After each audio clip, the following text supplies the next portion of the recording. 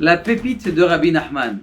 Comment ça se fait qu'il y a des gens qui sont dans leur tfila et qui profitent de leur tfila, ils kiffent leur tfila. Et d'autres personnes, eh bien, ils profitent pas de la tfila, ils sentent comme ça que c'est facile. Il y a des gens qui profitent de leur, comment on appelle ça, de leur étude de la Torah, de leur service divin. Tu vois qu'ils sont nés, ils profitent.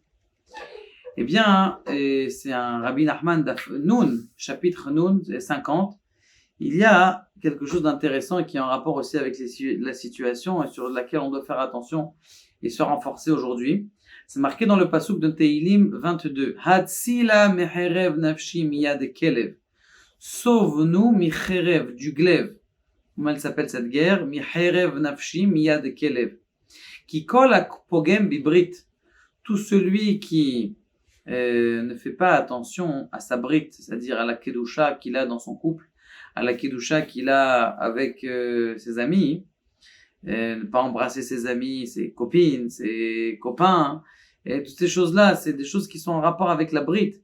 Faire attention à ses yeux, de mettre un filtre dans son téléphone. Tout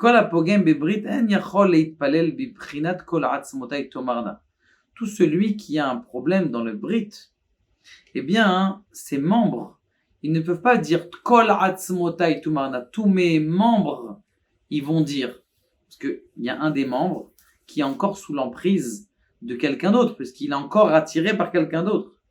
Lorsque il prie, lorsqu'il ne prie pas avec kol atzmotai, tous mes membres, ils prient. C'est marqué dans le Tikkuné Zohar.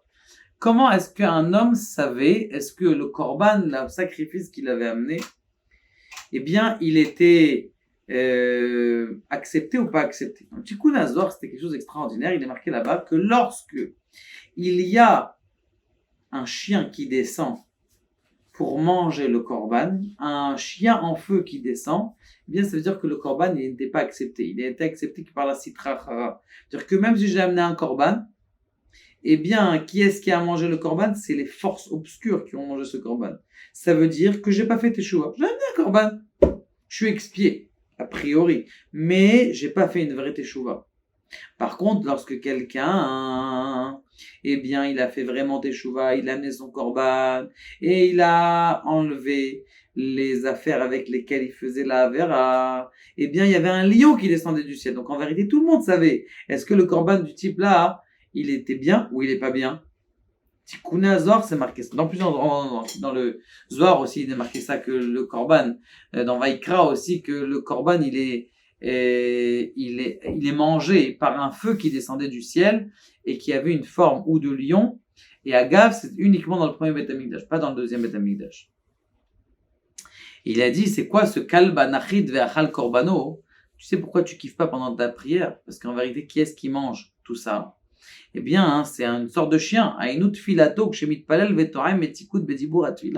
Le contraire, quand quelqu'un, il profite dans la prière, tu vois qu'il est là, il profite, il attend dans la prière, il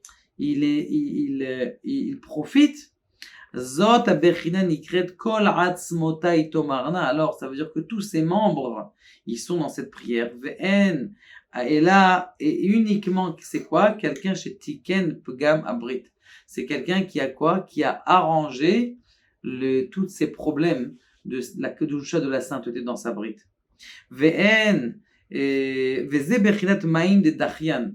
Zera kodesh shemirat abrit. C'est quoi? C'est de l'eau mâle. Des eaux mâles, ça veut dire une force, une puissance qui est là, qui monte chez Akadosh Baruch Hu.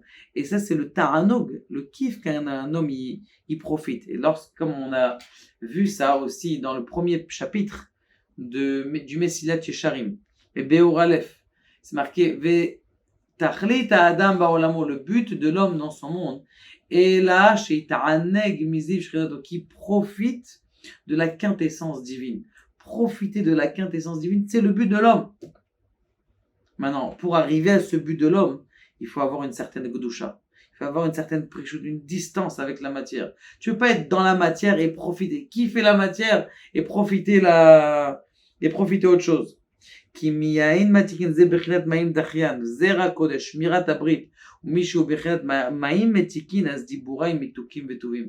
Même ces paroles, ils deviennent bons, et וכשיוצאים מפיו ומשמיע לאוזניו, השמע לאוזניך, אזי נכנסים מתיקות המים לתוך עצמותיו. Alors ce qui se passe, la douceur, elle rentre à l'intérieur de tes os, ושמוע טובה דדשן העצם.